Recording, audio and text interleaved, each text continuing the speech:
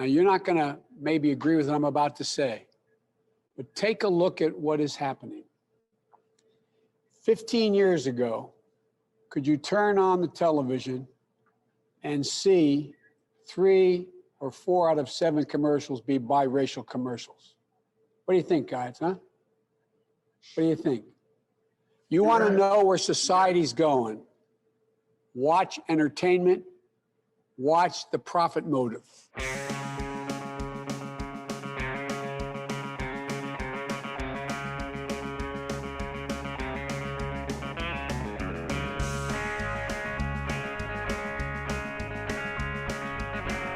Biden is tackling the easy things.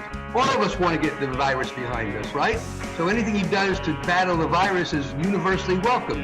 When he starts talking about raising tax on capital gains, raising tax on ordinary income, in a recent speech, he's talked about fair share. I hate that expression with a passion. What does fair share mean?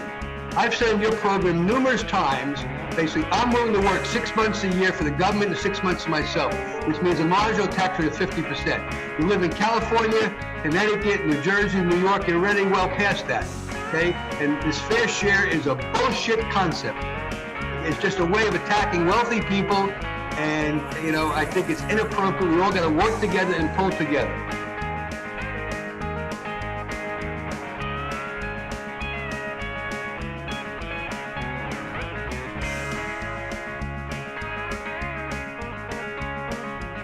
All right, everybody. It's Thursday night. Welcome to Left Reckoning. Oh. Yeah, we got a little bit of an echo here, sorry. Yeah, give me 1 second. Let me just fade this down. You know, that's like the first step of, they say, of schizophrenia, starting to hear your voice coming from outside of yourself. So this is freaking me out a little bit, Matt. Now right, we're doing okay. There we go. Sorry about that, David. Not to step on your intro there. Well, welcome everybody. It's Thursday night. Welcome to Left Reckoning. My name is David Griscom, and I'm joined here by the boss of the plains, the frozen trunca, the king of the green, Matt Leck. The boss of the plains. I aspire to that level of political power, I guess. One day, maybe. Yeah, man. Well, how are you doing tonight? I'm doing pretty well. I'm enjoying what's happening to Wall Street on sort of like primal level. It's really allowing me to cycle through a lot of emotions, a lot of sort of base hatreds. You know, like you see people that you love that are concerned about how they're going to pay for a retirement, and they really think like the responsible thing is to figure out how to pick stocks and stuff like that. And it's a sign of a sick culture in this country.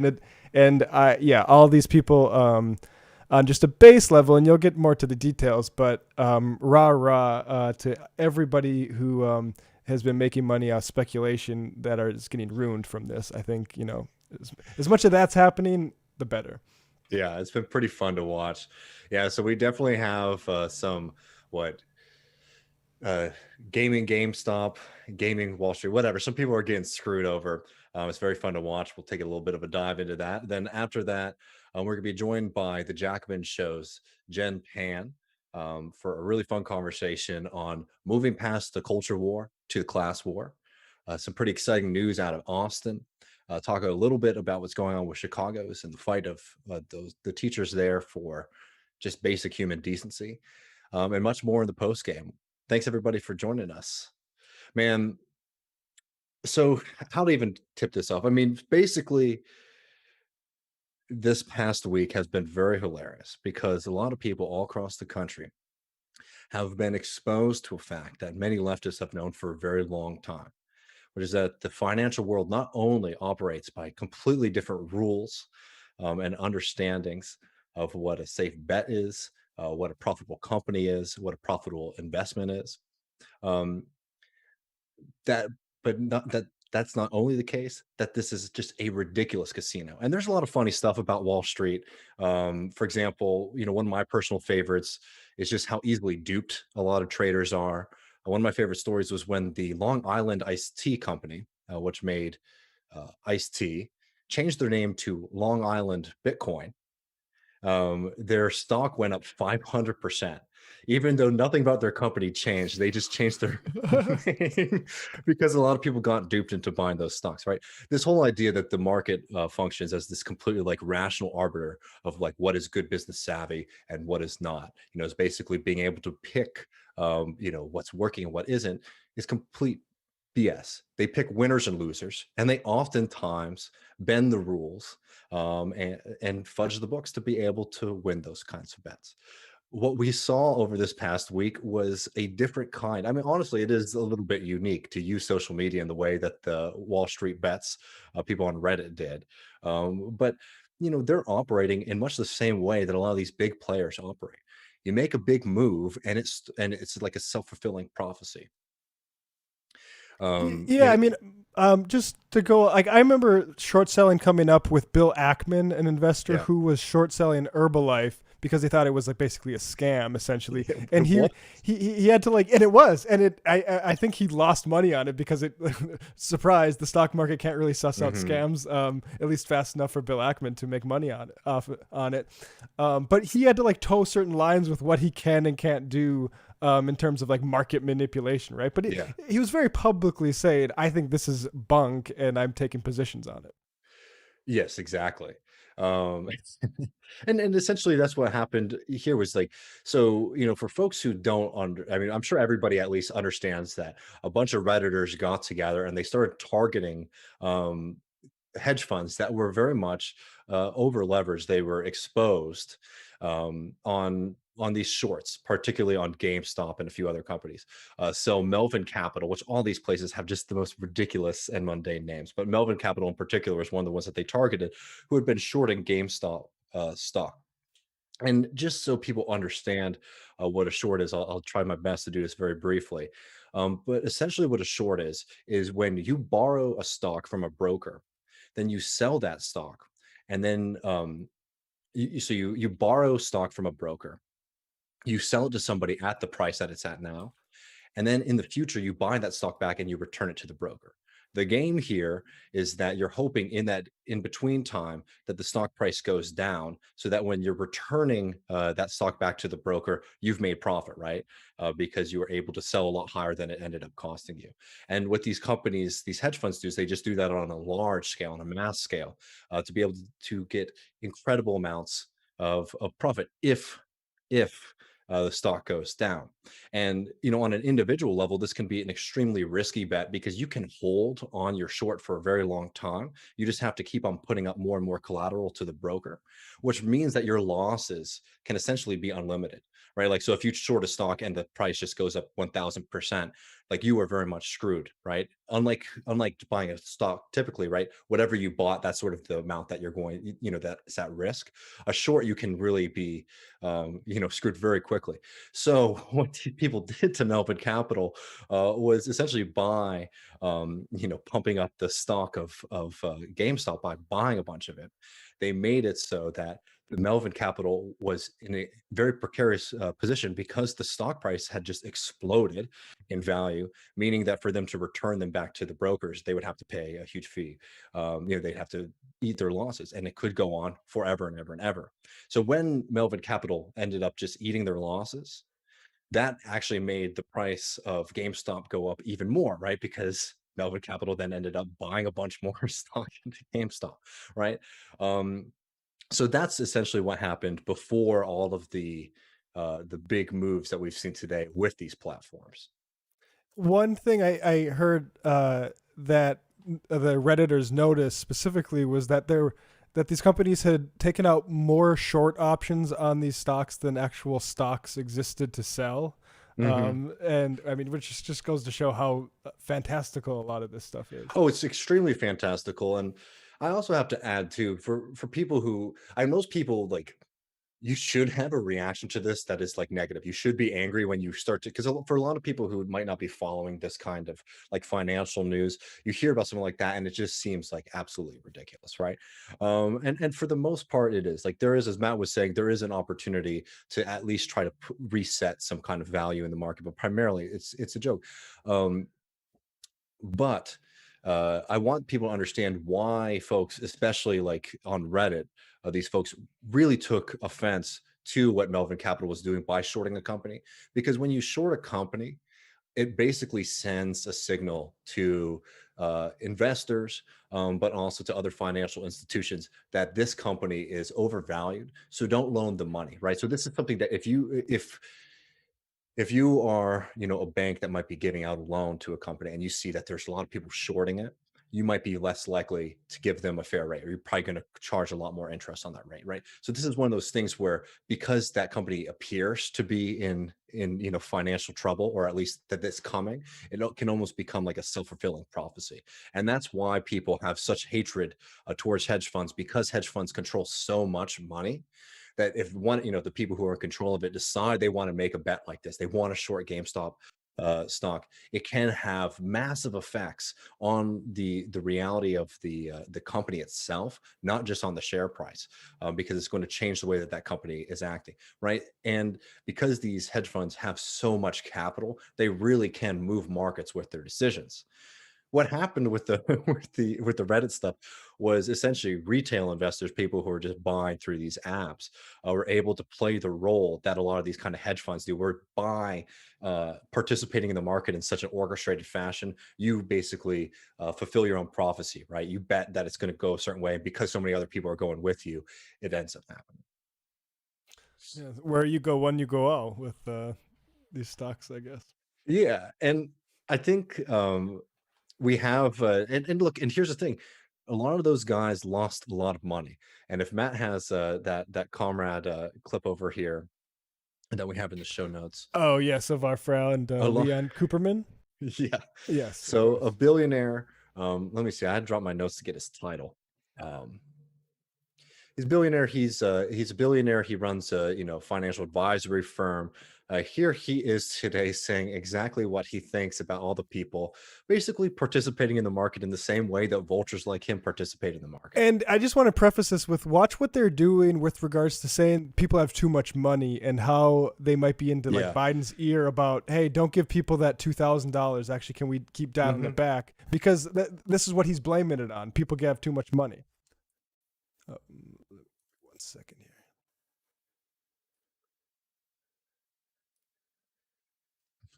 Oh shoot, 1 second. Crap. Well, as you're pulling it up, it's very true. Like I was going to say afterwards, like you read the Financial Times, Wall Street Journal, all these publications today, like that's been the big narrative, right? Is that people are bored and they have too much money in their bank account, right? It's like they're already arguing for austerity, because like this is what happens when people have like the smallest amount of disposable income, is they ruin things for the rest of them. Yeah, and here is this. And this is on CNBC today, and to my knowledge, nobody has this much of this clip yet. Biden is tackling the easy things. All of us want to get the virus behind us, right? So anything he does to battle the virus is universally welcome. When he starts talking about raising tax on capital, Biden is tackling the easy things. All of us want to get the virus behind us, right? So anything he does to battle the virus is universally welcome. When he starts talking about raising tax on capital gains, raising tax on ordinary income, in a recent speech, he's talked about fair share. I hate that expression with a passion. What does fair share mean? I've said in your program numerous times, basically, I'm willing to work 6 months a year for the government and 6 months for myself, which means a marginal tax rate of 50%. You live in California, Connecticut, New Jersey, New York, you're already well past that, okay? And this fair share is a bullshit concept. It's just a way of attacking wealthy people, and I think it's inappropriate. We all got to work together and pull together. Well, and I think that's my view. Yeah. Work together, pull together. I mean, together, I think it's that it pretty much explains it's like they don't like the idea that other people are participating. Yeah, and there's the other point in the clip where he also says, people have the too much money sloshing around because they were given checks, and there's a contradiction there, right? Like, I think the answer is you need things like wealth taxes, which this guy famously was crying over, like Elizabeth Warren's wealth taxes during the primary, right? Like, there is too much money sloshing around with people like you, Leon, right? Like, you have too much money sloshing around. Yeah. It's been very funny to watch the meltdowns and to watch people Especially people who cover, the stock market and finance in general, basically try to argue that this has perverted everything so much. As I talked about earlier, it's like this is not an institution that has a pretty good track record at finding problems in our economy. In fact, in our lifetime, you and me, Matt, it's like it's really just been a source of severe damage, because what happened in '08 was you had a sector of the economy that was built on sand. And because so much of Wall Street, so much of our financial system was buying products based on the health of a bunch of products that were built on sand. We're talking about the housing bubble, the housing crisis. It made a contained crisis in housing prices in the United States explode into a global, pandemic, not pandemic, a global catastrophe. And the expansion of these extremely speculative bets on Wall Street has only grown since 2008. It has not been the moment where they learned their lesson. In fact, the levels of speculation we're seeing right now in the US are even more insane. Including things like there was, suppose, in 2018, there was a massive crisis on Wall Street because they were betting on the VIX rate, which essentially is like Wall Street's fear gauge. It measures like how much fluctuation there is in the market to sort of predict when there's going to be a crisis. And because people were placing bets on it, it bumped a little bit, but because it was becoming one of people's favorite indexes to bet on, one day when it bumped a little bit too much, it created a full-on crisis that again became a self-fulfilling prophecy. So this entire system has been very, very shaky. And all right, we'll get to the kind of structural stuff in a second. I want to keep on track here because there's a lot to talk about. I wanted to talk a little bit about Robinhood because that's the new player. And this is a tweet that was retweeted by Mark Blythe that really hits, I think, on some of the problems of Robinhood, not just what it did, which was shutting down trading on GameStop and these what people are calling meme stocks, right? Which, let's get one thing straight. That was ridiculous. That was 100% manipulation of the market. And let's understand, though, that this wasn't just a bunch of people getting mad. These relationships go much deeper. So this is Mark Blythe here.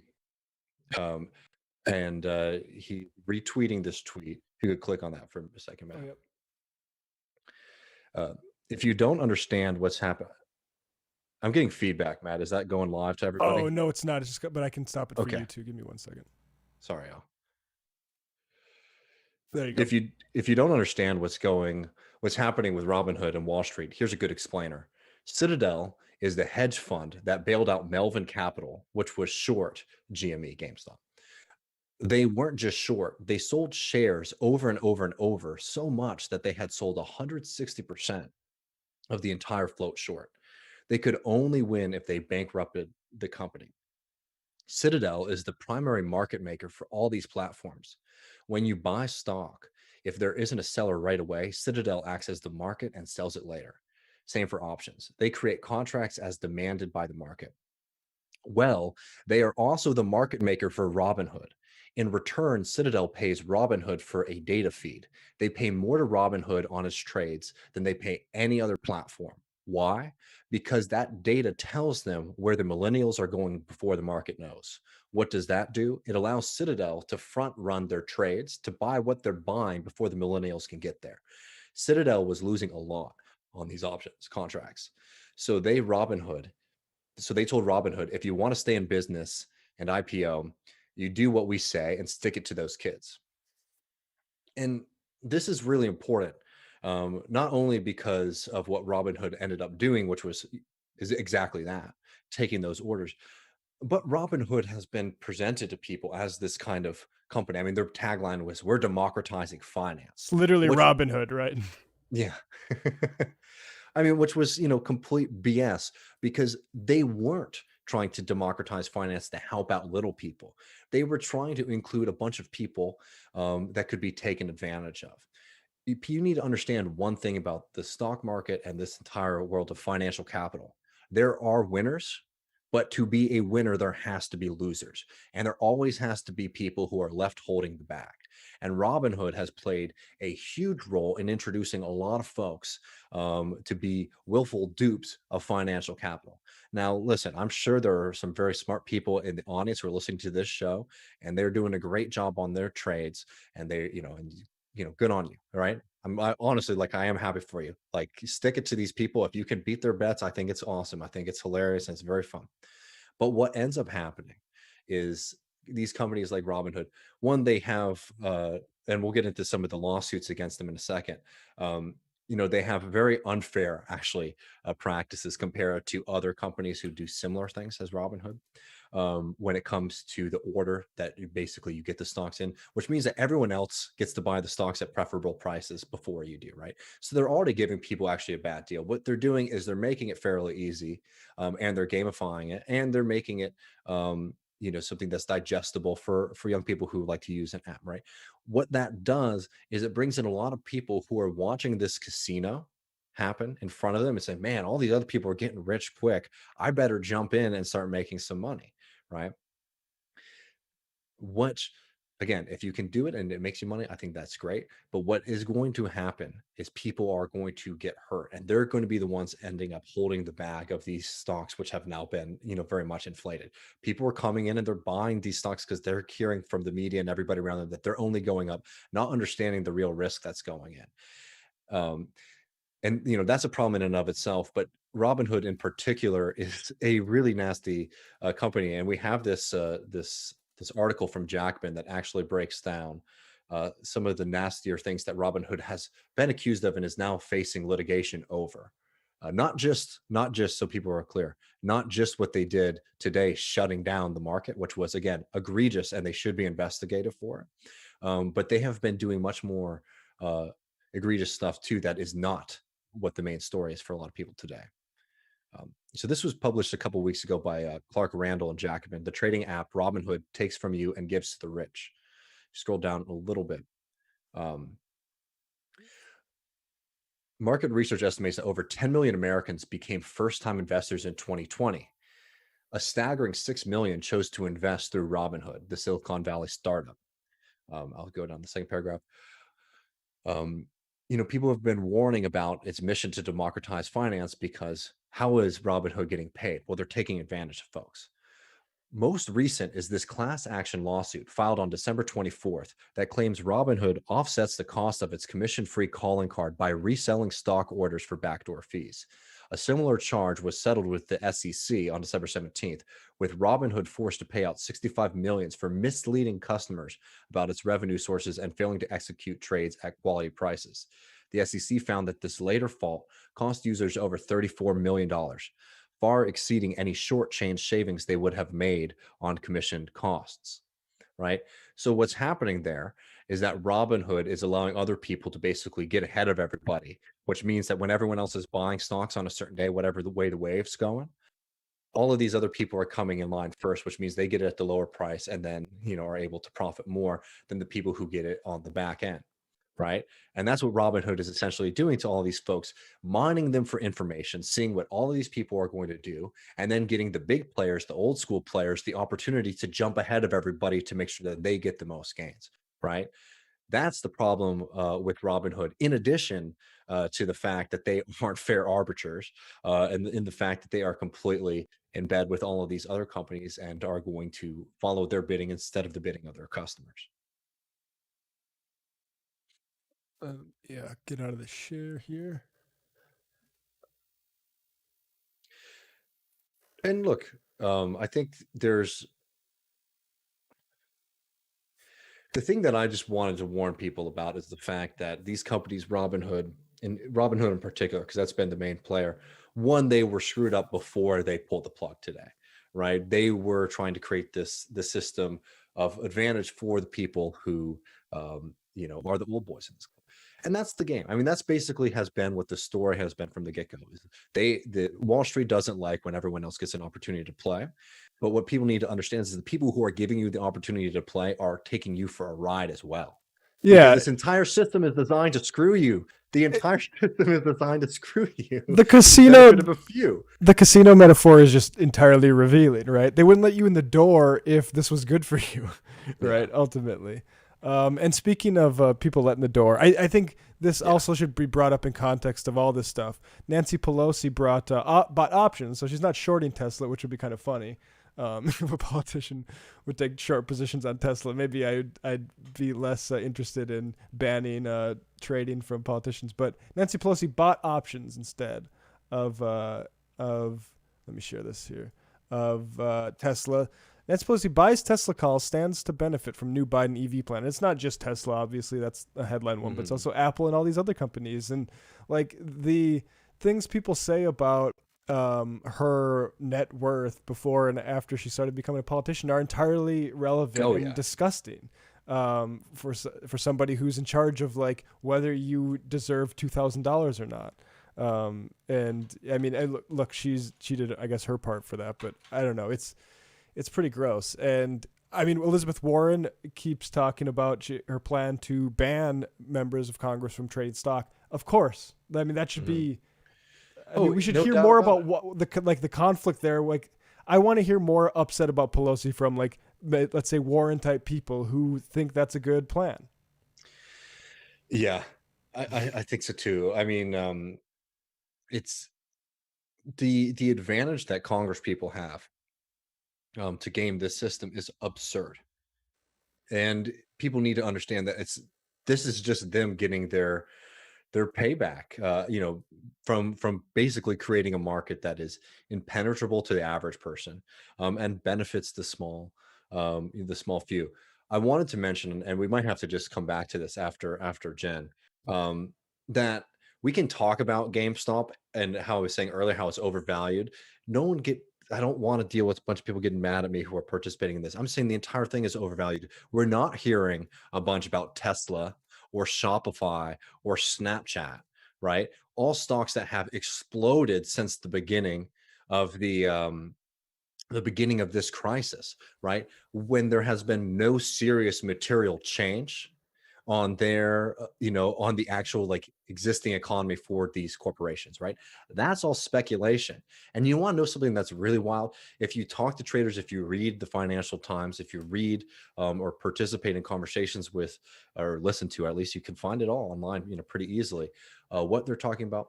All these traders know that the stock market right now is extremely overvalued, and that there really is no reason that the few companies that are driving growth in stock right now, which are like Apple and Tesla and Spotify and all these other companies, that there really is no reason that they should be as highly valued as they are. But what keeps them highly valued is the fact that every day those traders go in and they buy more stocks for their portfolios and for their clients, right? It's one of these self-fulfilling prophecies. So people getting mad at the Redditors for participating in the same game that the rest of them playing is BS. Thinking that this is going to crash the system, I'm going to be honest with everybody, is wrong, right? Take advantage if you can, and get some dough from these assholes. Be careful, though. I mean, be very careful. Isn't it the case that if you were going to take advantage of this, you needed to be pretty early on it yesterday? Oh yeah. Well, that's the point. Is like once they have that. I mean, once Melvin got out, the point of doing what they were doing had pretty much ended. Right at that point, people are just trying to ride the wave for hearing about it late. I mean, that's essentially what happened, and that's honestly is what's going to be the tragedy of this situation. I think 100% should be investigated. The fact that that they basically shut out an entire class of investors, a class of players, like Robinhood did, no doubt about it. But what's really tragic about this story is that the people who got in late because they're just sort of watching, watching the story go on, and they say, "Oh, there's a great opportunity to make." Look at all these headlines. Yeah, those are going to be the people who are going to be holding what $300, whatever it is, GameStop stock, which you don't want to be holding at the end of the day, right? You want to get out, you need to sell it to somebody, and the problem is going to be when people try to sell out, they're going to be in trouble. Yeah, I mean, I think that's well said. Unless, this is what GameStop needs to become, the monopoly of the future. Well, unless this is what GameStop needs to become to become the next Bitcoin. Just have no connection to reality anymore, just a pure speculative asset. That would also be very funny. Even though GameStop is a horrible company, and they took advantage of all of us nerds and gamers for years. As we resold our games to them. Yeah, I resold my games for a Call of Duty 2 t-shirt. Jesus, are you serious? Yeah, I have that. I don't know if I still have that shirt, but yeah, Call of Duty 2. That was a gaming piece of merchandise that I wore to actual high school. So that was me. All right, well, were you ready here with Jen? Yeah, we'll bring Jen Pan on. She'll join us now. Perfect.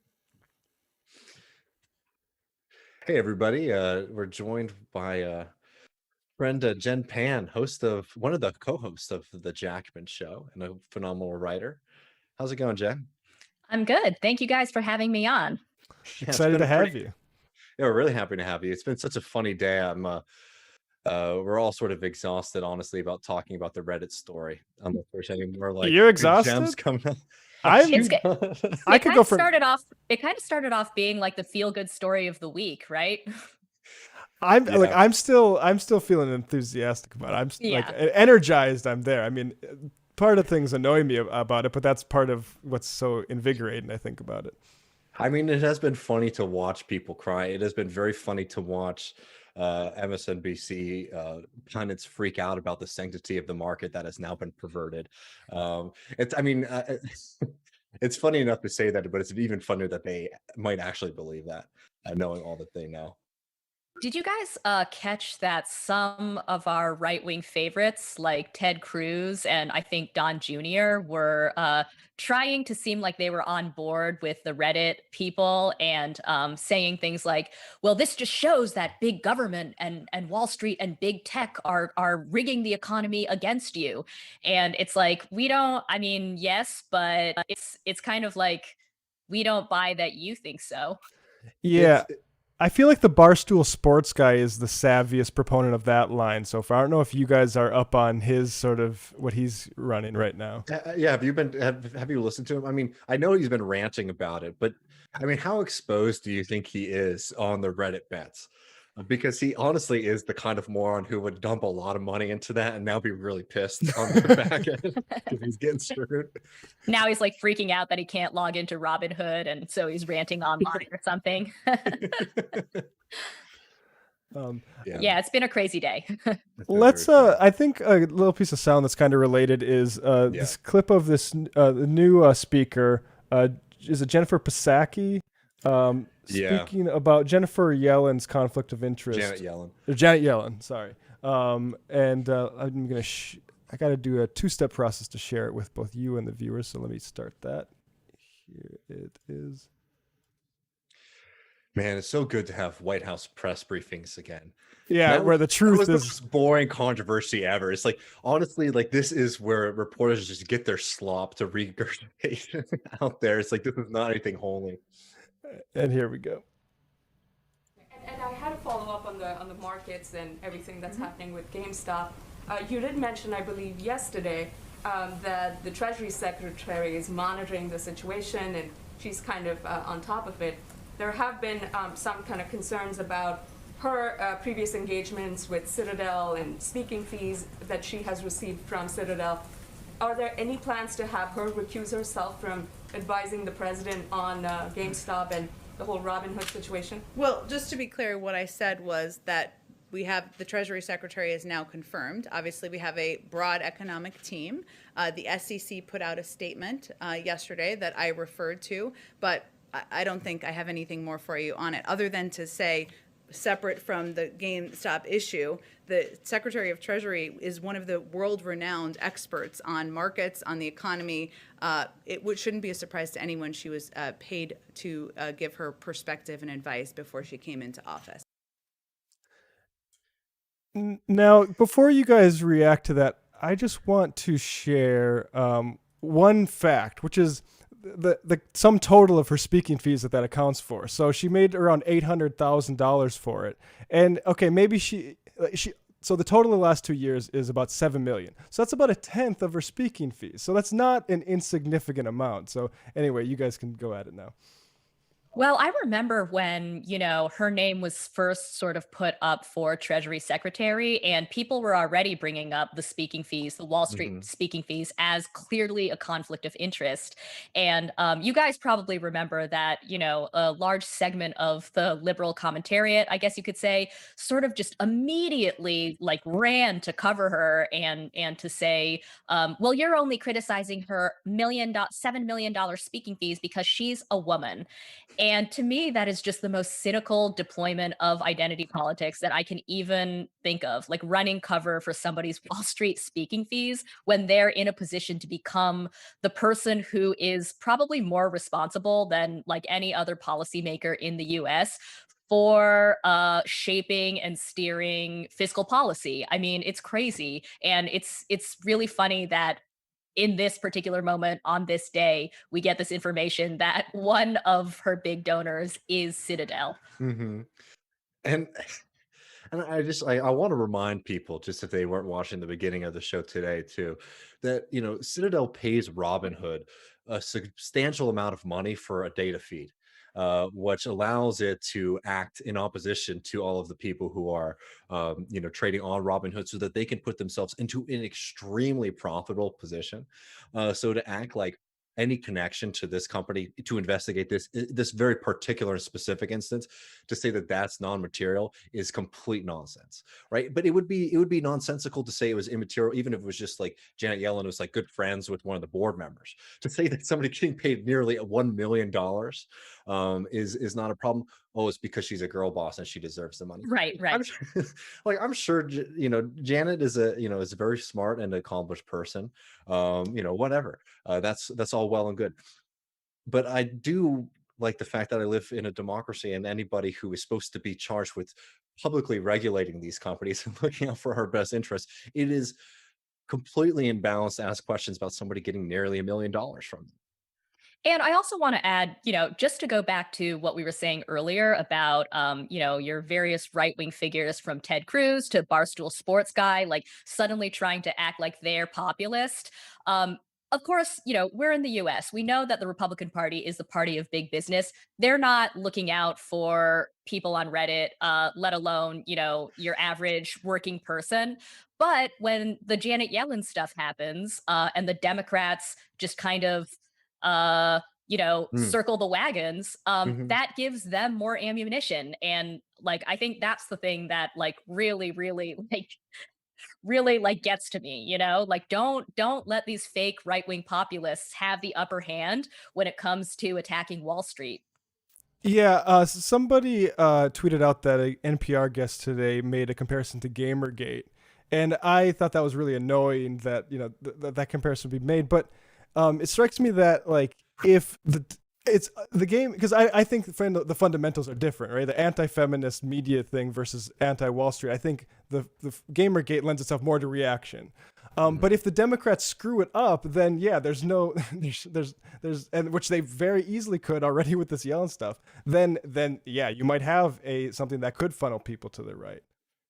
I have to make a confession, which is that I never really understood what Gamergate was, and I don't think I understand still, despite having watched the Law and Order SVU episode that was based on Gamergate. But I gathered that there was some, online harassment of, I guess, women journalists in kind of the tech sphere, right? Basically, yeah, exactly. Right. So what is the connection to GameStop? That Wall Street bros are getting harassed?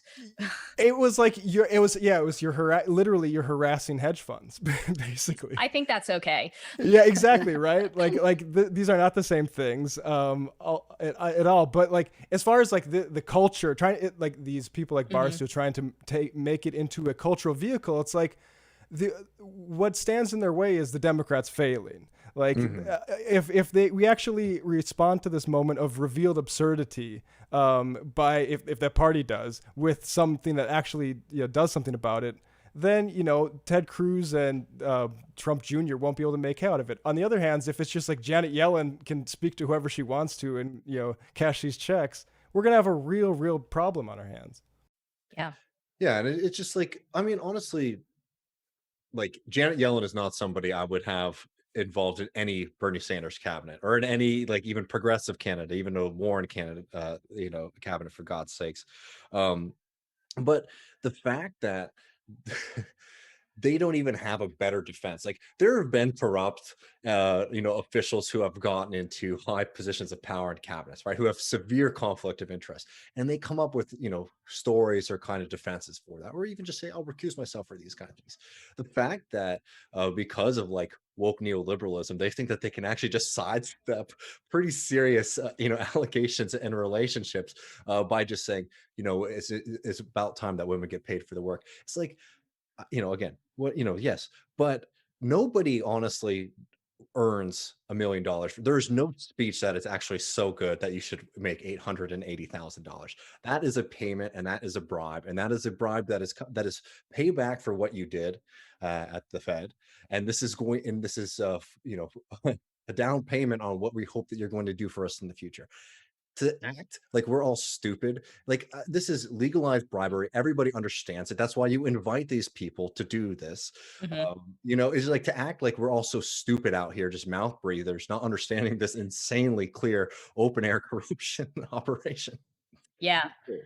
I mean, when you put it that way, I sometimes think back to 2016, unfortunately, and that Democratic primary, and the sort of same dynamic played out because Bernie criticized Hillary Clinton for taking vast amounts of money from Wall Street. And that was kind of when I think you started to see the roots of this sort of, well, like if you criticize Hillary Clinton for taking Wall Street money, isn't that a little sexist? Didn't she earn that money? Yeah. And I think the ploy is really wearing thin at this point. Like I remember in 2016, a lot of people were already calling bullshit. But I think people wanted to be very earnest also about talking about sexism. And we know that Hillary Clinton is subject to double standards as a woman politician, and trying to be sensitive about that. But at this point, it's like, we know what you're doing and it doesn't work. Yeah, I'm sometimes hopeful like that too. I mean, I remember the whole like, was it if you tax Wall Street, you won't end racism line? Was that a classic? Yeah. Yeah. If you break up the banks, that won't end break racism. Up the banks. Right. And it's good. like, and so now like the way, and this kind of brings me to this Joe Biden clip here, where the phrase structural racism, and people should check out Jen's writing for Jacobin, because a lot of it is illustrative on this point, in these sorts of topics. But they're using the phrase structural racism, and then he'll immediately talk about hate, which like I feel like we're kind of moving away from structural racism again. But here's Joe Biden from, I believe this was the Democratic National Convention here. 1 second.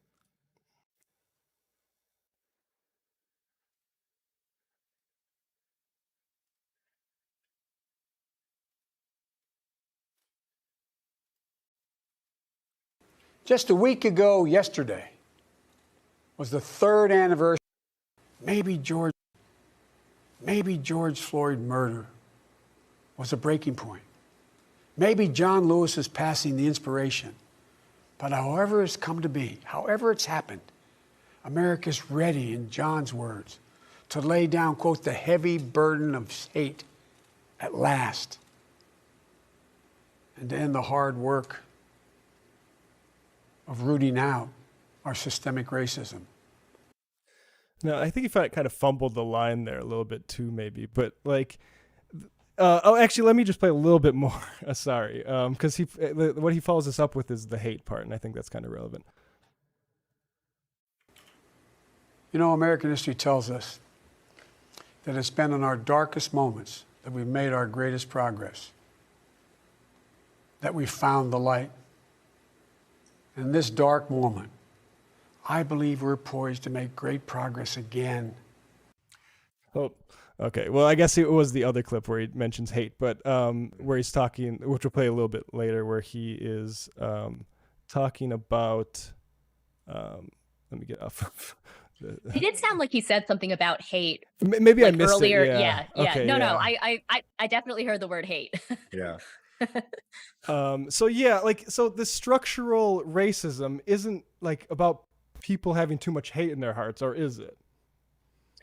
I mean, obviously, I don't think it is. But I have noticed that structural has often come to mean just like very or extremely. So when people say structurally racist or structural racism, so often they're really just saying something is really really racist or like very Mhm. seriously importantly racist, right?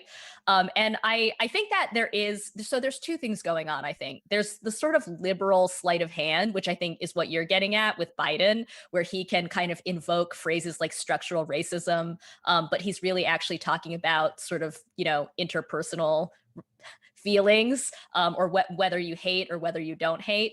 But I do think also that the term structural is broad enough that even a lot of times on the left, it's not actually clear what people are referring to. Hmm. So I don't know. Like, do you guys sense that as well? That's interesting. I've mainly fixated on the thing where it's, we understand racism as like a massive structure like created by capitalism, right? I mean, maybe that's a little bit reductive, but I feel like somehow, and that's what it's supposed to mean, and then somehow it comes up through the Democrats, and they're like, okay, that's safe enough for us to use. It's not Mhm. really going to get the point across enough, and we can basically just have that and just denude it of the actual meaning. Right, totally. Yeah, that reminds me of how over the summer all of these corporations that wanted to sort of express how like woke they were, Mhm. suddenly started condemning systemic or structural racism like on their Instagram feeds, which of course is again so broad or so general of a term that they can conveniently like sort of not implicate themselves in systemic racism, right? Yeah, like Yeah, the NFL having end racism behind the end zone which is now such a after joke. they Yeah. literally blackballed a guy for speaking out about racism. Right, right. Or Amazon being like, we condemn systemic racism when, they treat their warehouse workers, all their workers actually, like total shit. Yeah, Mhm. or it occurs to me Joe Biden himself, where he's telling like black leaders, including for the NAACP, like, can we just cool it on defund the police and BLM before the Georgia elections? Hmm. Yeah. Yeah, it's like denying, like, let's pay homage to like this idea, right? And to create racism into something that is almost ethereal, right? It's like almost like a spiritual force. And once you do that, it's actually something that you can never touch, right? If Hmm. like racism is just like something that's like in people's souls, and you have to hope that like through prayer and like hope and from reading White Fragility enough times it will go away, um, right? Then you just will never be able to touch it, instead of actually recognizing its very significant and continuous role in like American capitalism, also global capitalism, obviously, as something that has developed out of a need to profit off of people in general, but also Hmm. extra on certain people. So what the Field Sisters line on this is perfect. It's like, some people think that American slavery was a system to create racism. It's like, no, American slavery was a system that was designed to produce cotton, and Right. racism was one of the byproducts and mechanisms by how that system functioned. But its goal was to produce cotton. And Hmm. when American liberalism has done very well, I have to say, like at least the public understanding of these issues is completely sidestep the economic reality, the capitalist reality of the system, and to create something that in people's minds, again, is like this spiritual force almost, is something Hmm. immaterial. Yeah. Matt, do you have that Joe Biden clip from the NAACP Yes, meeting? I do. Give me one Because second. I think you were starting to hit on it when we were talking about what happened over the summer, with with all these corporations, signaling in support of Black Lives Matter. And then I mean, what was it a few years ago with D-Ray, when he was, I can't remember what credit card company I think it was Wells sponsored. Fargo. It was one of them, like this is the credit card for activists. That was such an incredible moment. Um, and it's like people, especially people who I think have just gone so far in their like you can get too fixated on criticizing like wokeness on Hmm. some people on the left do. And again, I think it's a pretty small portion in like the overall population, but there are people who get too fixated on it. Hmm. Um, and they miss that it's like just because people are participating in and co-opting it, these corporations are doing it, doesn't mean that the entire project is wrong or anything like that.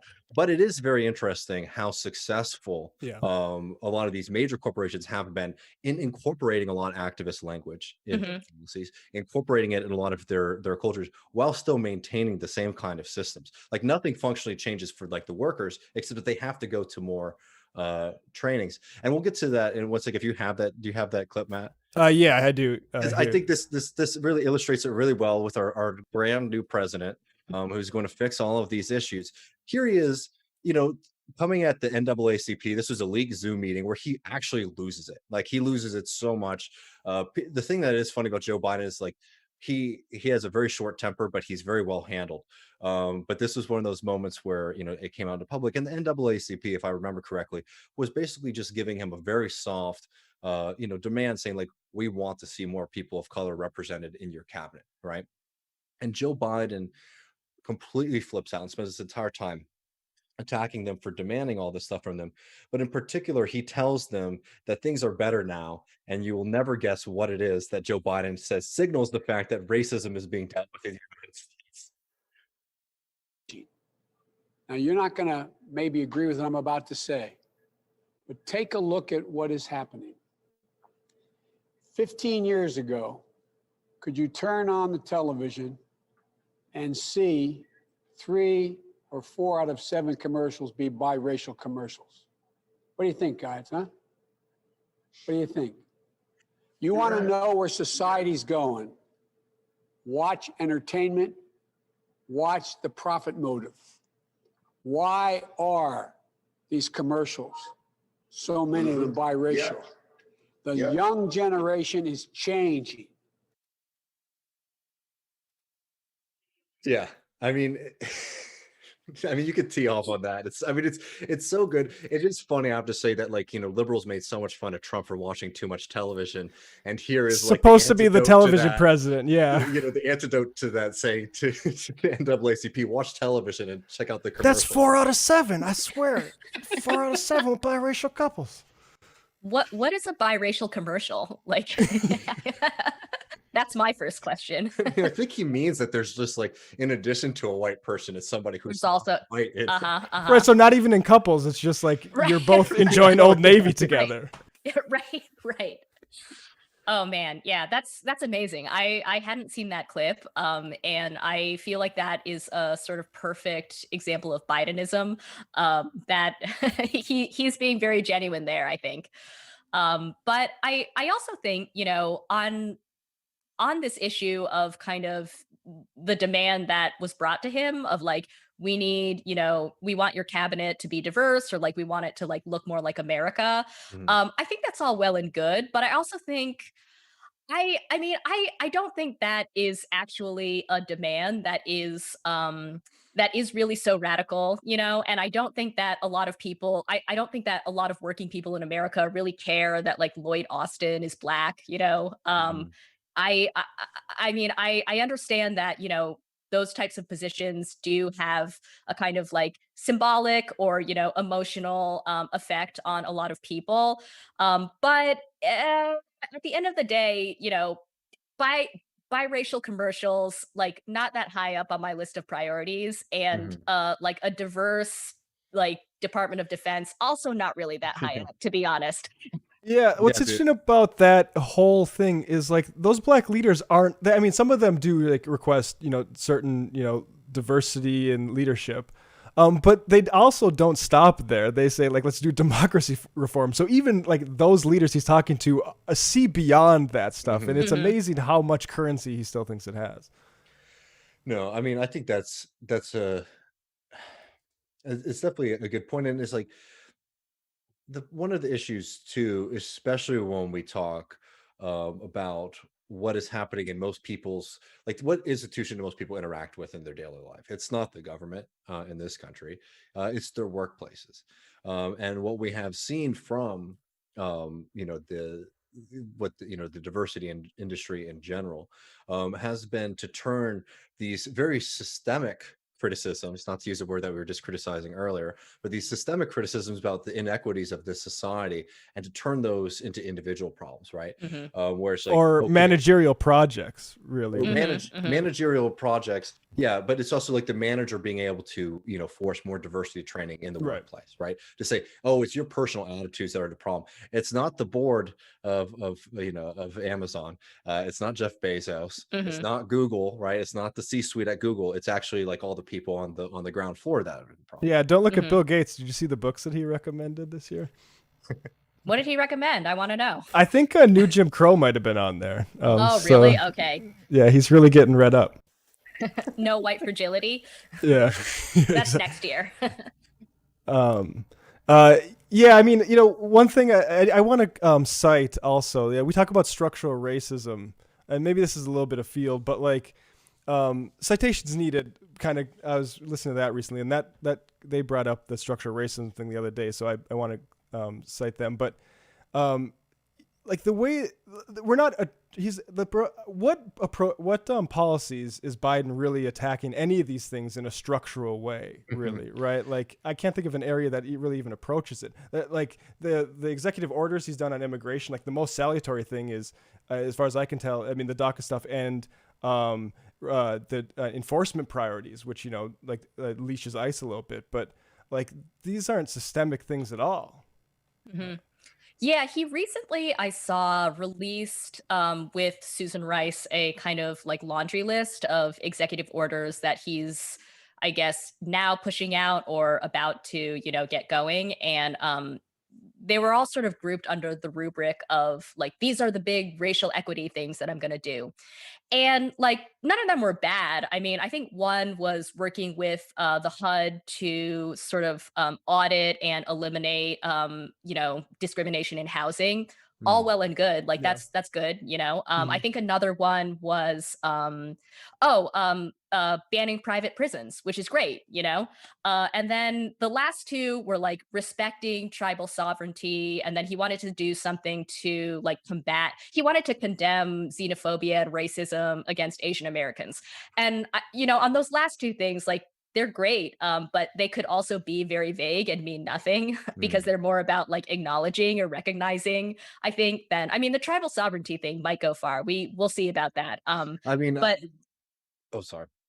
no, go ahead. I know. I was just going to say tribal sovereignty is somebody that 100% needs to happen. But I'm going to tell people who aren't familiar with this or don't follow native politics very closely. This is the buzzword we get from every one of these assholes when they come into power. What's the George Bush thing? Sovereignty means sovereignty, right? Never made fun of him for saying that. Like they all make overtures that they're going to deal with this issue at the beginning. Because who wants to say, no, I'm not giving the native peoples tribal sovereignty. I'm going to reject them. Anyways, I didn't mean to cut you off for that. No, But I want to make that point clear.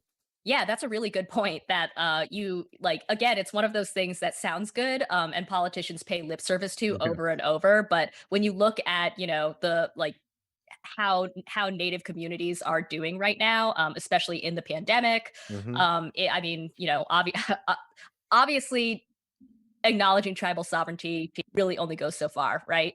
And then, like, related to that, on his last point of condemning racism against Asian Americans, like, sure, that's great. But he basically already did that by saying that he was going to do it. And, by saying, Trump shouldn't have said China virus. And so I guess his job is done, right? Yeah. And like, even a private prison's good, but like that was just something that was expected Hillary to do in 2016. Yeah. And like, True. it seems now that it's just a way to de-emphasize mass incarceration, right? Like that's, if you want to talk about structural racism, let's like make amends there, Joe. And I mean, yeah, he doesn't seem to be, let's emphasize the private prison thing because that's Right. And then of course, when it comes to what I think are pretty big structural reforms, such as Medicare for all, nowhere to be found on the agenda. And, I mean, raising the minimum wage, like he has sort of, obviously he has indicated his support for that. It looks like congressional Democrats are trying to move forward with that. But again, for some reason, he doesn't count that as part of a program of racial equity, although we know that that is one of the policies that would do more for, working class Black and brown Americans than, I mean, dare I say, acknowledging, anti-Asian racism or whatever. I think that's, yeah, exactly. And I think what we're dancing around is two things, one in the government and one in corporate. And let me see if I can phrase this in the right way. What you get for the Democrats is, in opposition to the Republicans, honestly, it's like the Democrats and the Republicans functionally are going to do fairly similar things in office, right? Yeah. Which is very little for working people, and probably some benefits for whatever section of the ruling class is more favorable to them at the time. What the Democrats do is they acknowledge problems, right?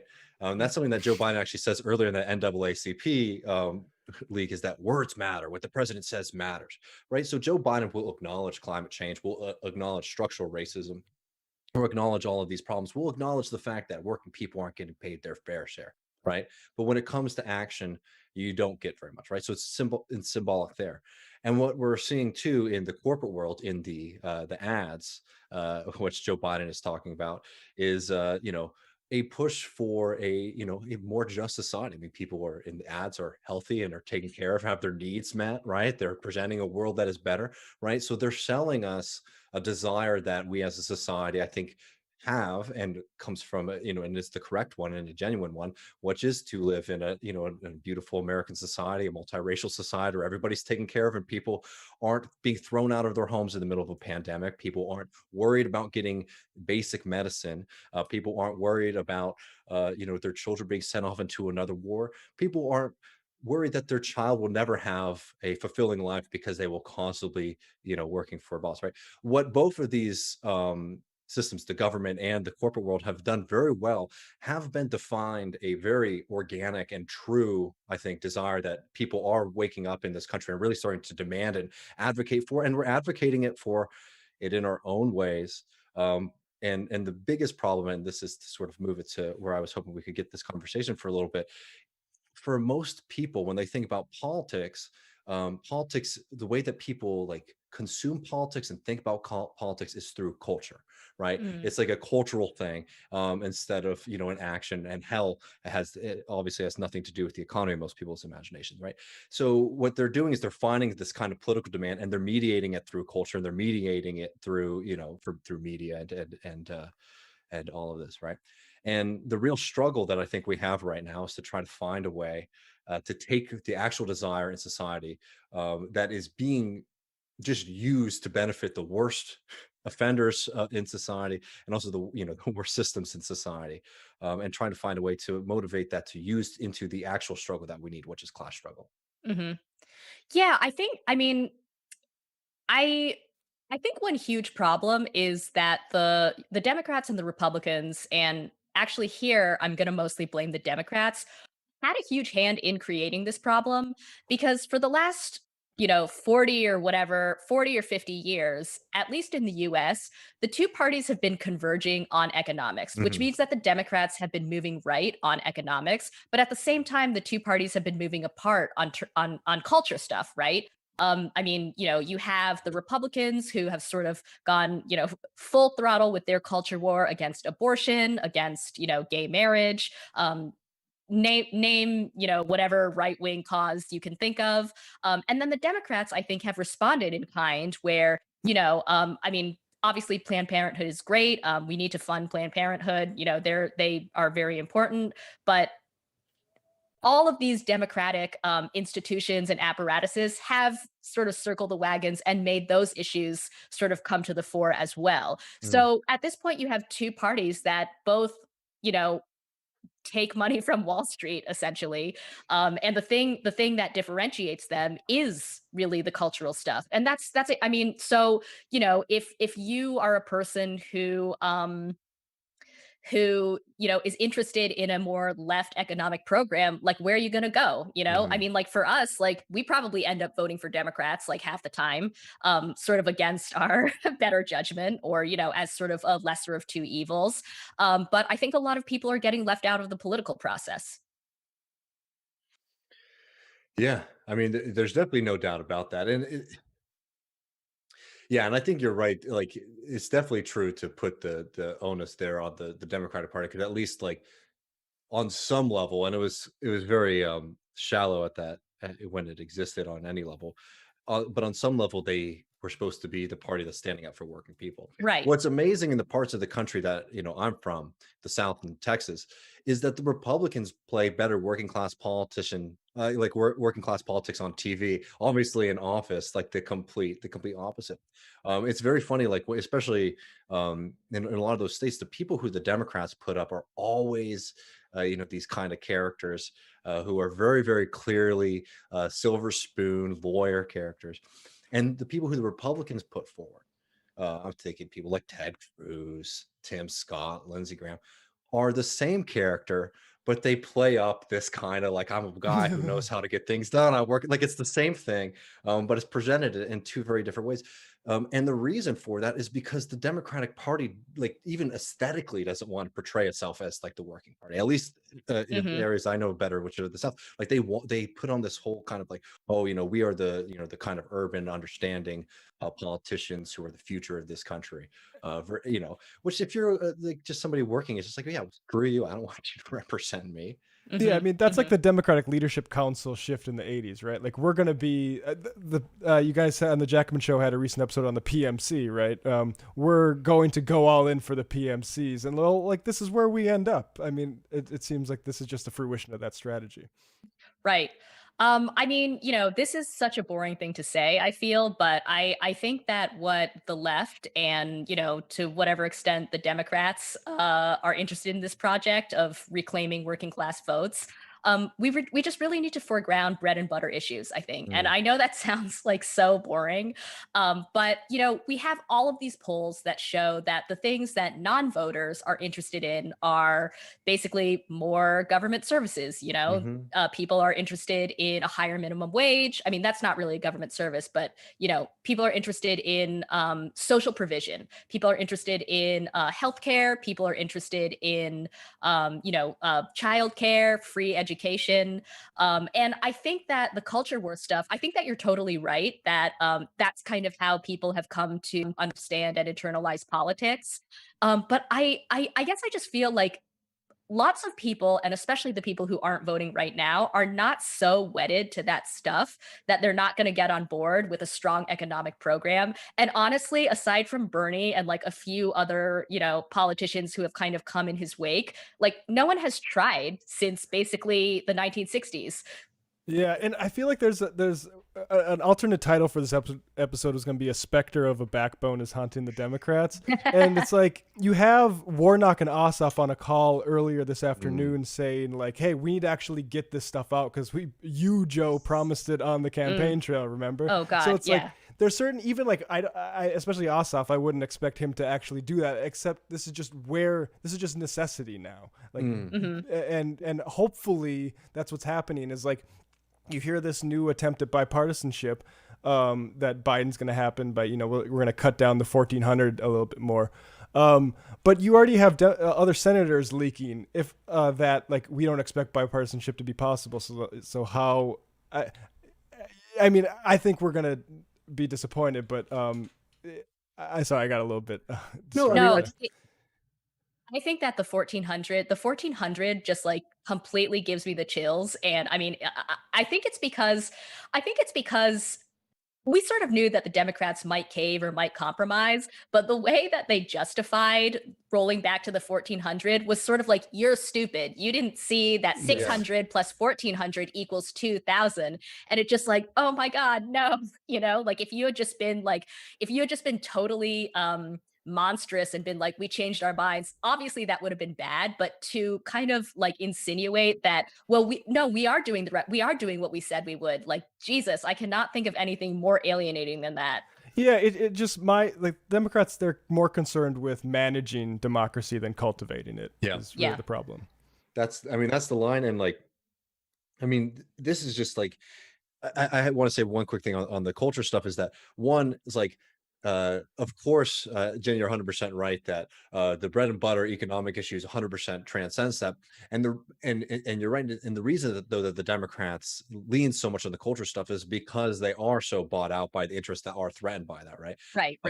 And the culture stuff is completely vapid, and that's why it doesn't play, and that's why they are constantly in danger of losing power in places that they should hold it. Can I just say though, it's worked the last two primaries. I mean, But it works with Democratic. It works with Right. Democratic voters. But Yeah. that's a big the problem. Yeah. right? Because Right. the Democratic voters, the people who vote in the primary, are a very different category than the people that we're talking about. And I think it's also really important that Jen was mentioning the non-voters, because that's the class that was like such a key part of the Bernie Sanders like strategy, and it's something that just because people have had to deal with Bernie Sanders losing in the primary twice, people have almost immediately dropped that as understanding like that is like the key to winning. That is the whole idea behind this movement, is to bring in those non-voters. I will say this, and this $1,400 fiasco is another really horrible example of this. What the Democratic Party has done. I say this coming from where I come from. I grew up poor in the South. I know a lot of people, they don't vote, and you talk to them, and this is why I believe in this project. That's why I believe in socialism and in the future, because I know that it's out there. But you talk to people and they're like, yes, I hate the boss. Yes, I think it'd be greater if I owned my own business. Yes, I think we should have Medicare for all. Right. And then you say, okay, like let's do something. But but what you always hit, and this is the hardest thing that we have to break through, is this wall. And I call it like it's a political depression.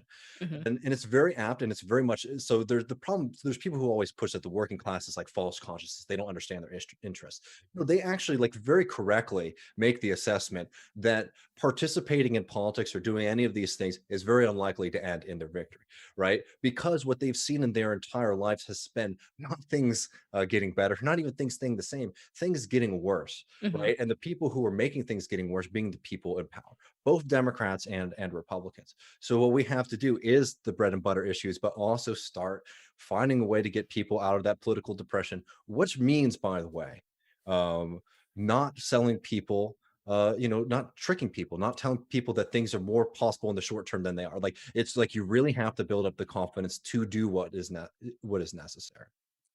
Question for you. So in the South and in Texas, are the people you're talking about turned off by just candidates having the Democrat by their name?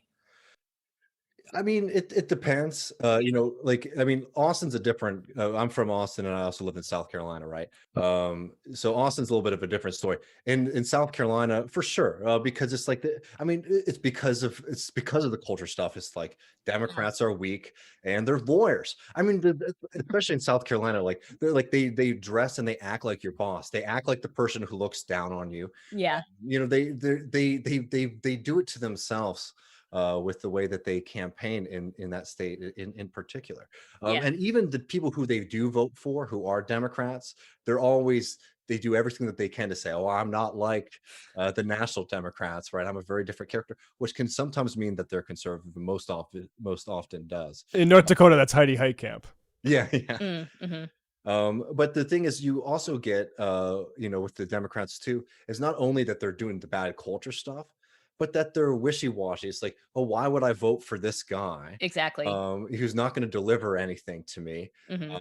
anything for me either, right? They're going to give me the same thing. Might as well just be a part of the team that's going to win. 'Cause at the end of the day, there's a part of it that people like. No one likes to pick the losing horse, even if it doesn't really affect their life.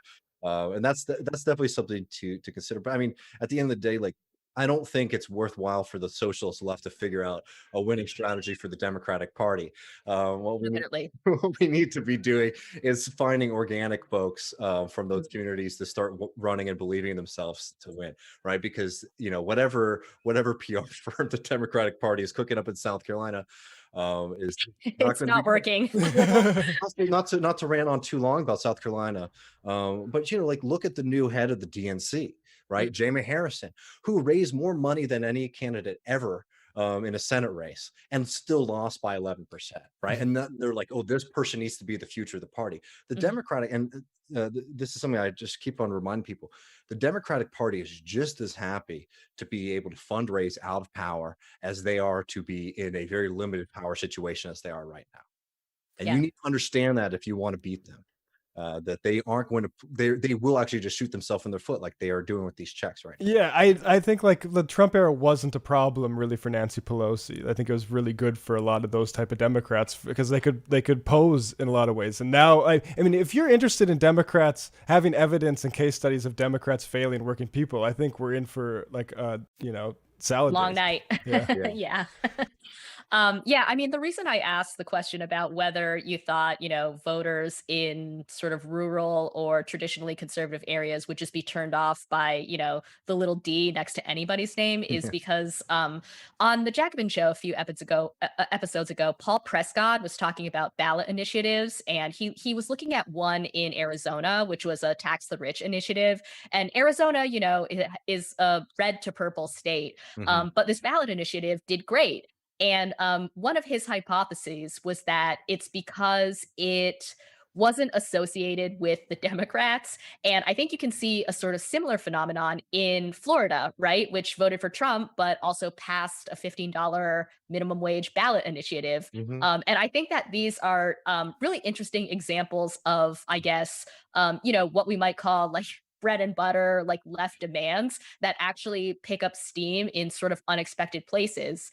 And David, actually, when you were on the Jacobin show for New Year's Eve, we talked a little bit about the Medicaid expansion in Idaho, which is Yeah. another example of a ballot initiative in Idaho is like the deepest red state. So like that shouldn't have flown at all. And mysteriously, or not mysteriously, I mean, we know why it did, but Right. unexpectedly it did. Yeah, and and as I said there, props to Luke Mayville, my former professor, for pushing for that. Yeah. Yeah, and it's been very successful. But I will say, even in Idaho, it's been an uphill fight because you then have to deal with the government, which is trying to undermine it. I mean, it's the same reason, though, that like Adolph Reed picked South Carolina very recently to launch his Medicare for All campaign. Like Adolph Reed is working to organize communities around that one single issue. And he picked South Carolina strategically because it has a lot of influence on the primaries, and also as a potential state that like desperately needs that, and that you could really bring a lot of folks together on. Hmm. I think the bread and butter stuff is 100% on. Before we go, I just wanted to mention, one quick thing on that, because it just reminded me of like my own life.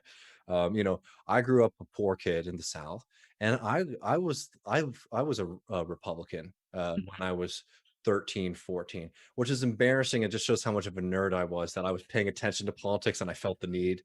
I grew up in a Why were you a Republican though? Like, did you just like to shoot a gun or something? no, I mean, I grew up in a Democrat. My parents are, Democrats. Rebellion. It Yeah. was Oh, yeah. Well, yeah, of course. it Yeah. was it was rebellion, but it was also like these people like just are not looking out for you, and just recognizing, being exposed to it is like, yeah, you know what, all of these, like Bill Clinton screwed over the working class or whatever.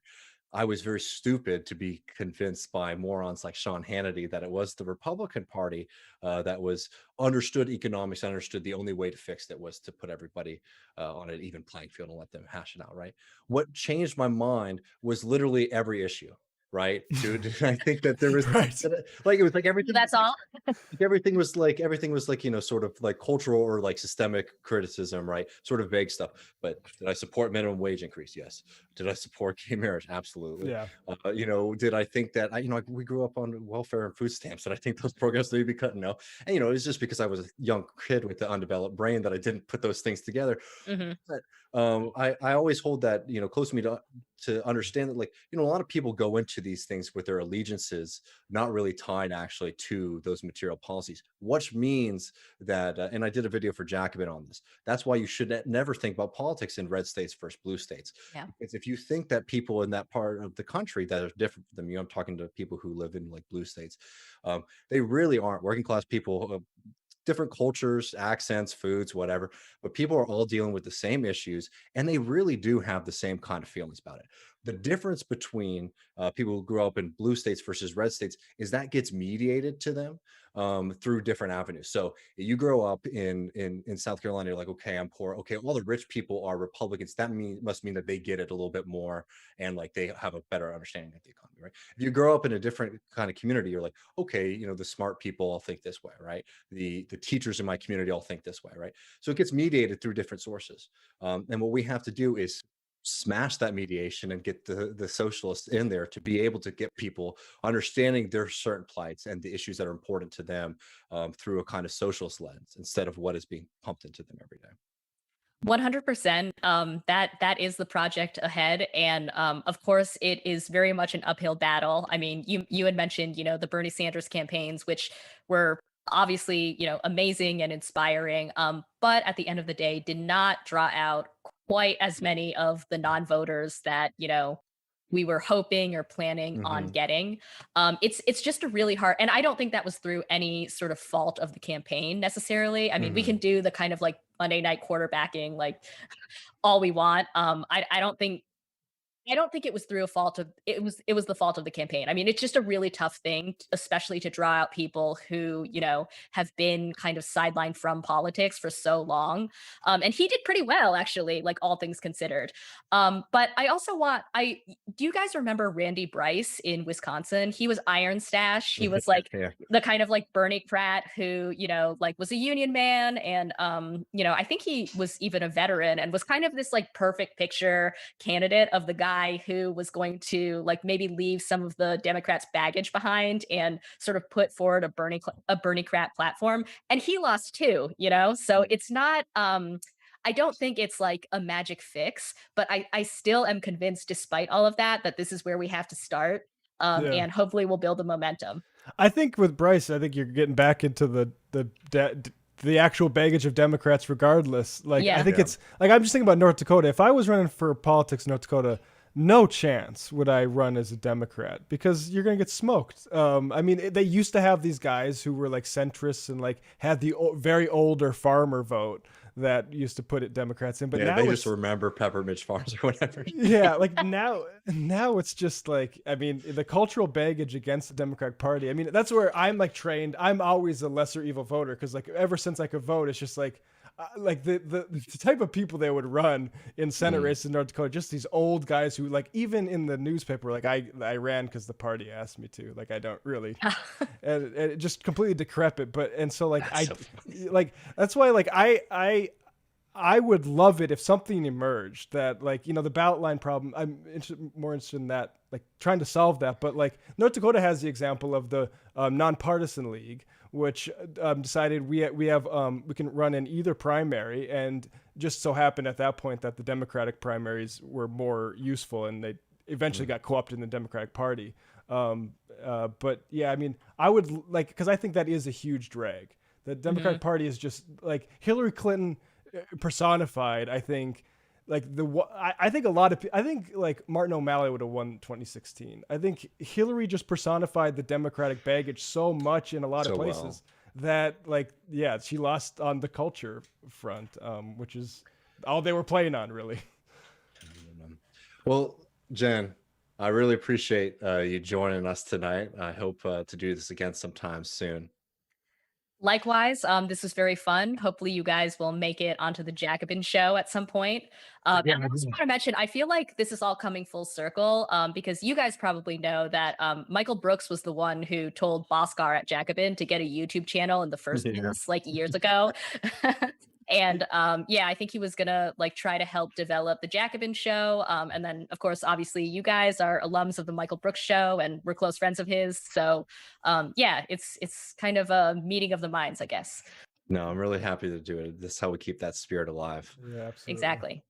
Thanks, Well, Jen. thank you so much, guys. Yeah, take care. Talk to you soon. See you later. That was great. Yeah, that was fun. Yeah, that was a good conversation. It's always good when you're able to go from something very concrete to the big question about why the Democrats suck, which has been the big focus of this podcast, honestly, so far. I mean, this is the dominant culture of the Democratic elite, right? This woke, I think that's maybe I saw Katie Halper calling it woke washing.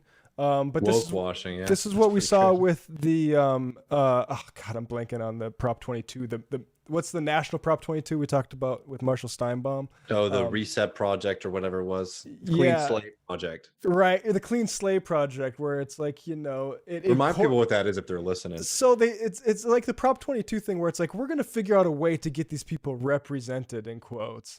And it had this big long thing about what I think the left criticizes about certain New Deal policies about leaving out certain workers, often along racial lines. And then it says like rather than just extending those benefits and labor rights to those previously excluded workers, we're going to just create this new class where they get slightly less of all that stuff, and yeah, less than full benefits. I mean, I can't remember exactly what the things missing were, but significant issues. No, and we should have brought that up with Jen, honestly, because it's such a great example of what they're doing really successfully is taking the real demands that people are having. The system's out of date. It's not working for all of us. It's leaving a lot of people behind. Packaging those criticisms, those general criticisms that aren't tied to any material specifics, it's just a general say, oh, things aren't working. Yeah, of course they are. Are you happy with your life? No, blah, blah, blah. And then they're attaching that to the most horrible, nasty corporate initiative, which is basically to eradicate 150 years of worker struggle. Right. Yeah. I mean, it's ultimately, I mean, at least the Republicans mean what they say. The Democrats, Yeah. yeah, this is a complete two-faced. And like I said, like, I was really struck by how exactly the January, Februarys of the 2016 and 2020 primaries played out, it was Warren and the whole, like, Bernie said women can't be president thing before. And I can't remember what it was in 2016, but it was a Bernie's a sexist for something he did about Hillary, right? And it's clockwork. And so like that is it. And I agree with Jen, and I think Adolf Reed also expressed it on a TMBS, that I think that is starting to get threadbare, and hopefully that it's wearing thin, but it is still a very strong card for them. I think so. I mean, yeah, there's a lot of work that has to be done to break that down. Let me think before we go to the post game. I think in the post game we're going to be doing we'll be moving a couple of stories there. I'm going to talk a little bit. I just want to do, honestly, just real quick, shout out to Austin, who are showing what happens when you're able to defund the police, who are now using some of that money from the police budget to buy a hotel to house homeless people in Austin, which is beautiful. There are some really nasty things going on with the city council, with the kind of liberal bloc, which is now delaying. They were supposed to buy 2 hotels, and the liberal bloc is now delaying one of those to get more community input, which basically From the means developers? kick the can down the road and allow these really nasty front groups to gain more signatures and confuse more people about what the city council is doing. Okay. But anyways, I don't want the negative to pay it. If you're in Austin, definitely, check out the organizations that are fighting for this, and understand that the fight isn't over. This is actually like the second level mobilization, which is really hard when you think it's done. So for people in Austin, this is good news, but also know that the fight is still going on to make sure that these things go through. Is this something like people can volunteer for if they're in Austin? Like, are they going around canvassing? Yeah, there's definitely different groups. I can tweet out some stuff later. Definitely get involved with the Austin DSA if you are in Austin. They've been doing really incredible work there. Yeah, I would just observe. Like, I noticed there's a problem with the defund discussion at this point, where it is too theoretical, right? And when we actually have these case studies like you're talking about with Austin, like becoming familiar and popularizing the details of it, I think can pay a lot more dividends than philosophical conversations. I think so, and that's the thing that honestly I was saying to Matt earlier today. Just like, it gets me very frustrated sometimes with like the left media in general, that like everyone has been wrapped up in this debate over defund the police. And there's like a major city, which is, it's not an obscure town or anything like that. It's not a small town. It's in the news constantly, is doing it. And it's just like, you don't actually get that much from the big publications or even from a lot of left media. So definitely, and also for people who might not be familiar with our work with TMBS, check out my interview that I did on TMBS with Seneca Savoy, who is an activist in Austin and a member of the DSA there, who lays out actually how they strategically push that forward. I'll tweet that out later as well too. But I just wanted to touch on that. I think before we go, can we just close out with this Biden clip of him talking about the $2,000 checks?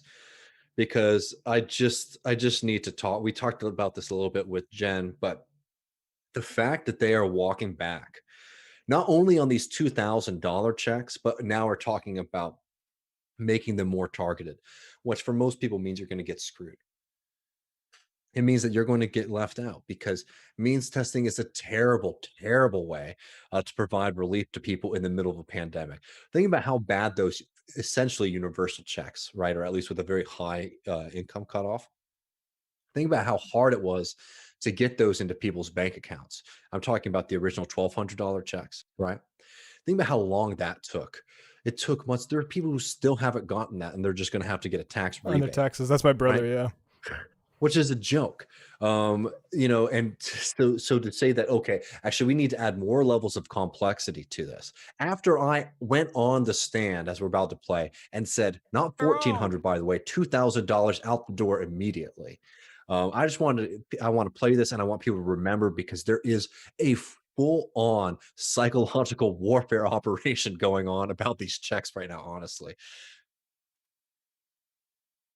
By electing John and the Reverend, you can make an immediate difference in your own lives, the lives of the people all across this country, because their election will put an end to the block in Washington, that $2,000 stimulus check, that money that will go out the door immediately, tell people who are in real trouble. Think about what it'll mean to your lives. Putting food on the table. Shut up. Paying rent. Paying your mortgage, paying down the credit card, paying the phone bill, the gas bill, the electric bill. Just look around. Millions of people in this country out of work through no fault of their own. No fault of their own. They're struggling. All right, yeah, we can cut after that. He said $2,000 checks. He then said $1,400 checks. And then he's talking about some checks in some form for some people if they meet certain parameters. Don't let them get away with this. And honestly, for everybody who was, celebrating initially Joe Biden's administration on the left, y'all should take a second and reflect, because this guy is a career. It's not even, I don't even want to talk about his morals, right? I don't even want to say Joe Biden, because I was about to say Joe Biden is a liar, right? Just don't even think about politics in that way, right? Because it doesn't matter what Joe Biden is.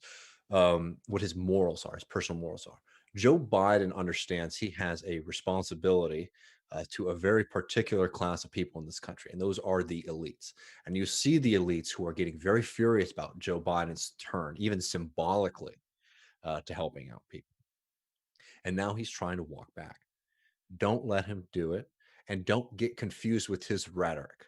You need to wait for action for all of these things. Don't give these people an inch, because if you start celebrating the boldest platforms from Joe Biden, the boldest platform from the Democrats, when they just put it out on their website, on their blog, right? You're not doing politics, because these people will say anything. And what we need to start holding them to account for is what they do. Yeah, it's really unbelievable. Like, you hear a lot about the distrust between the activist base and the Democratic Party. It's like, that will be fixed when you show a pattern of behavior that doesn't cause distrust.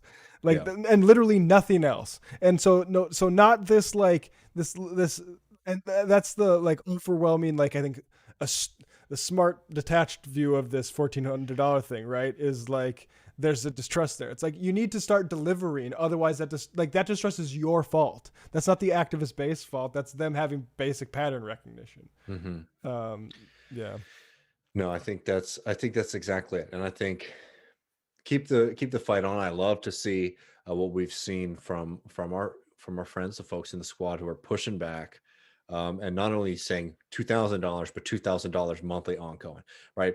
This is not the time to do false praise. This is the time to demand for a lot more. Right? And that's doing politics. And I also want to just tag on that. I appreciate AOC hitting back at Ted Cruz the way that she did, particularly because it blows up this unity, right? The actual substance of the disagreement is less important to me. The fact that we need to not treat these people like our friends. I mean, I happen to agree with AOC on the substance, but it's not really that important.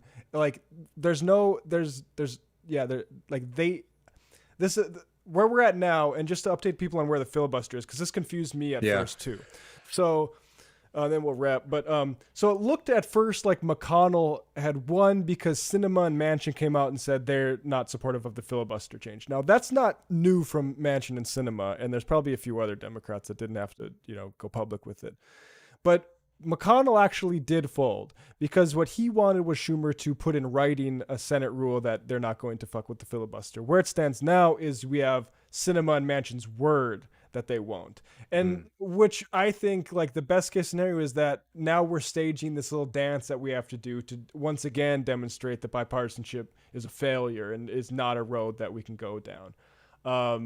And so I think that's the optimistic scenario. Like, I mean, fucking A. If they do a bipartisan like deal for $600 checks, like does I mean, I guess that seems valuable to like the Brahmins of centrism now, like that, like because Joe Biden has all along wanted this by these, even for the $600 check thing. You know, he got in touch with people to say, cool it on your demands. Yeah, that's an important point. Because he definitely like this. He has a favorite here, and I think there's some truth to Biden being the guy who goes and where the center of the party is. But he definitely has a favorite, and it's those bipartisan. It's that bipartisan squad that can show that we can work across party lines. And bipartisan is a deadly word.